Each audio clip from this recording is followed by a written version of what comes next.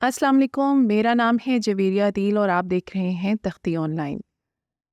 नाजरीन, ये बात है सन 1859 1859 की, जब एक ब्रिटिश साइंसदान जिनका नाम रिचर्ड कैरिंगटन था, सूरज पर मौजूद सन स्पॉट्स को देख रहे थे और तब उन्होंने सूरज से निकलती हुई चमक को नोट किया। ये रोशनी तकरीबन 5 मिनट तक सूरज से निकलती रही और वो मुसलसल इसे देखते रहे, लेकिन इन्हें इल्म नहीं था कि ये तारीख का सबसे बड़ा सोलर स्टॉर्म है, जिसे बाद में कैरिंगटन इवेंट का नाम दिया गया। और ये सोलर स्टॉर्म ज़मीन पर मैस डिस्ट्रक्शन की वजह बना। इस सोलर स्टॉर्म की वजह से इस कदर रोशन अरोरास बने कि लोग रात के वक्त 1 बजे जाग उठे, क्योंकि वो समझ रहे थे कि सूरज निकल आया है और सुबह हो गई है। हैरानकुन तौर पर यह अरोरास तकरीबन पूरी दुनिया में देखे गए, जबकि आम हालात में हमें अरोरास सिर्फ आइसलैंड और फिनलैंड में ही देखने को मिलते हैं। सन 1859 में इस इवेंट की वजह से दुनिया भर में मौजूद टेलीग्राफ सिस्टम पावर के बगैर ही काम कर रहे थे और न्यूयॉर्क से पिट्सबर्ग तक पैगामात की तरसील बगैर किसी पावर के हो रही थी। नाज़रीन, इस हवाले से ख़तरनाक बात यह है कि ये इवेंट बिल्कुल भी रेयर नहीं है और अक्सर होते रहते हैं, क्योंकि अगर हम मौजूदा वक्त में थोड़ा पीछे सन 2012 में जाएं तो इसी किस्म के एक सोलर स्टॉर्म के टकराने से ज़मीन बाल बाल बची और हैरान कुन तौर पर यह स्टॉर्म तकरीबन कैरिंगटन इवेंट जितना ही बड़ा था। अगर तारीख को देखा जाए तो तकरीबन हर 11 साल बाद ऐसा इवेंट होता है। इसकी वजह यह है कि हर 11 साल बाद सूरज की मैग्नेटिक फील्ड की सिमत बदल जाती है, जिसकी वजह से सोलर एक्टिविटी होती है और नतीजतन ऐसे तूफान आते हैं। नाजरीन, परेशानी की बात यह है कि ये दौरानिया अब मुकम्मल हो चुका है, क्योंकि पिछली बार सोलर स्टॉर्म 2012 में आया था और साइंसदानों के मुताबिक अगला सोलर स्टॉर्म 2025 में हमारी ज़मीन से टकरा सकता है।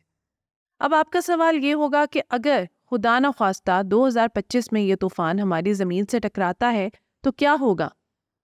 आप जानते हैं कि आजकल हमारे इस्तेमाल की तकरीबन हर एक शय बिजली पर इन्हसार करती है। जैसे इस मोबाइल फ़ोन, लैपटॉप या कंप्यूटर ही की मिसाल ले लीजिए, जिस पर आप ये वीडियो देख रहे हैं। हमारे घरों में इस्तेमाल होने वाले ज़्यादातर अप्लायंसेस भी बिजली पर ही चलते हैं और अब तो बहुत सी कारें भी ऐसी हैं जो इलेक्ट्रिसिटी पर ऑपरेट होती हैं। तो सोचिए क्या होगा अगर हमारी ज़मीन से कई सालों तक के लिए बिजली मुकम्मल तौर पर गायब हो जाए। इसकी वजह यह है कि एक सोलर स्टॉर्म बहुत ज़्यादा एनर्जी रखता है।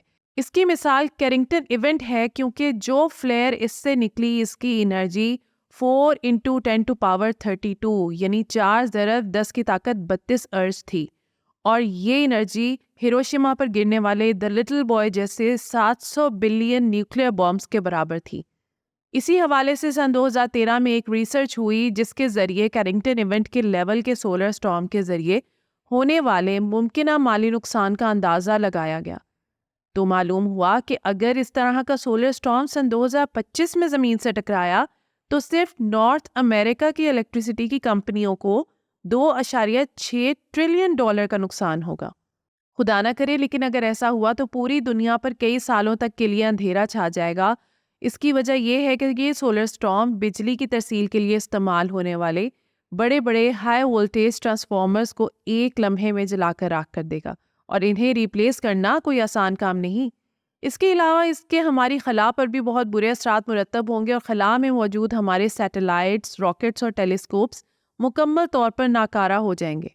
इसकी वजह यह है कि इन्हें हाई एनर्जी पार्टिकल्स का सामना करना पड़ेगा, जिनका सामना करने के लिए इनके पास फ़िलहाल कोई सेफ्टी शीट्स मौजूद नहीं और इन पार्टिकल्स के टकराते ही ये ख़राब हो जाएंगे।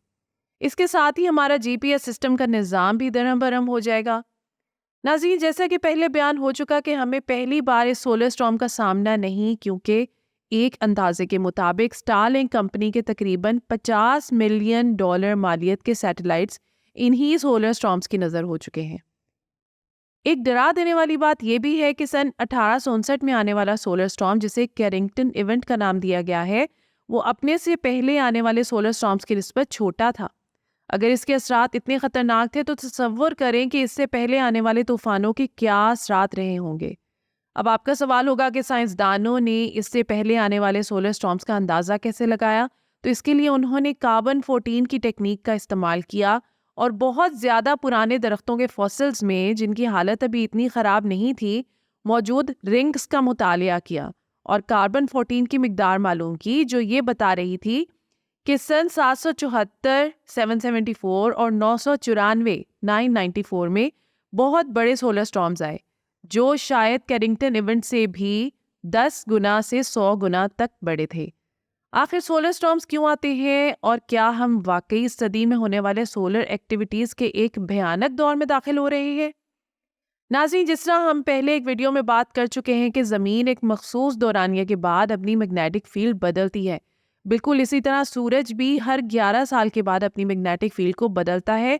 और जिस वक्त सूरज अपनी मैग्नेटिक फील्ड को बदलता है तो इस वक्त ऐसी सोलर एक्टिविटीज़ होती हैं और सूरज से कोरोनल मास इजेक्शंस हो रही होती हैं, यानी सूरज से धमाकों के जरिए प्लाज्मा निकल रहा होता है जो मैग्नेटिक फील्ड रखता है, यानी जिसमें एम्बेडेड मैग्नेटिक फील्ड मौजूद होती है।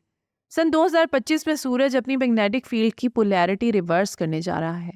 अब इसके नतीजे में बनने वाला सोलर स्टॉर्म अगर ज़मीन का रुख करता है तो सवाल यह है कि कैसे हम खुद को इस सोलर स्टॉर्म से बचा सकते हैं। नाज़रीन, इसके लिए सबसे अहम और ज़रूरी काम इस सोलर स्टॉर्म को डिटेक्ट करना है, ताकि लोगों को बर वक्त वार्निंग देकर आगाह किया जा सके, और ये काम खला में मौजूद सो स्पेसक्राफ्ट बखूबी सरअंजाम दे रहा है। इसका रुख मुसलसल सूरज की तरफ है और जैसे ही कोई ऐसी एक्टिविटी हुई, ये हमें आगाह कर देगा कि क्या इस सोलर स्टॉर्म की सिमत हमारी ज़मीन की तरफ है या नहीं, और इसकी स्पीड से हम अंदाज़ा लगा सकेंगे कि ये कब तक ज़मीन से टकराएगा। खुदा ना करे कि ऐसा हो, लेकिन अगर ऐसा हुआ तो इस तूफान को हमारी ज़मीन तक पहुंचने में सिर्फ और सिर्फ 12 से 48 घंटे लगेंगे। हमारे लिए ये वक्त बहुत कीमती होगा, क्योंकि इस दौरान हम बिजली के तमाम ग्रिड्स को बंद करके, अपने सभी अप्लायंसेस को पावर से डिस्कनेक्ट करके, अपनी मोबाइल डिवाइसेस और लैपटॉप्स वगैरह को एल्युमिनियम फॉइल में लपेट कर जलने से बचा सकते हैं।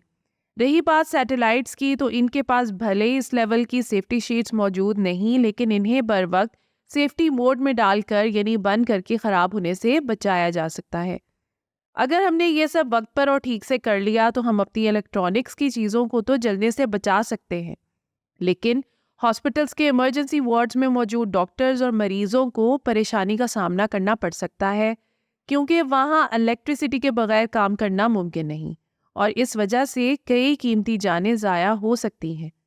जहाँ इस दौरान आप बहुत से इलेक्ट्रॉनिक अप्लायंसेस और कंपोनेंट्स को बंद करके और एल्युमिनियम फॉइल में लपेट कर जलने से बचा सकते हैं, वहीं बहुत से इलेक्ट्रॉनिक कंपोनेंट्स ऐसे हैं जो शायद आप नहीं बचा पाएंगे, जैसे कि आपकी कार में लगी एलसीडी स्क्रीन, चार्जिंग पोर्ट्स और कैमरे वगैरह, क्योंकि ये मुसलसल बैटरी के साथ कनेक्टेड होते हैं, लेकिन इन्हें कार की बैटरी निकालकर ख़राब होने से बचाया जा सकता है।